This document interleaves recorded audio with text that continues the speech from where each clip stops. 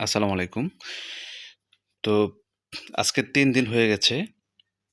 মানে বমি হচ্ছে সাদা। আ আসলেই ১ম এ একটু হলুদ করেছিল, তারপরে সাদা, এখন সাদা করছে একের পর এক। কিন্তু একদম দুর্বল হয়ে গেছে এই যে। মানে চেহারা একদম শুকায় গেছে, চোখ মানে একদম হয়েছে। ঠিক আছে?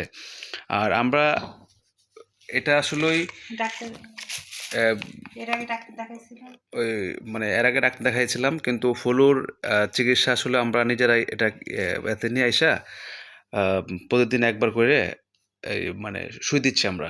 মাল্টিভেট সহ। মাল্টিমেট সহ। আর হচ্ছে আ মানে ওই যে স্যালাইন দেওয়া হয়েছিল।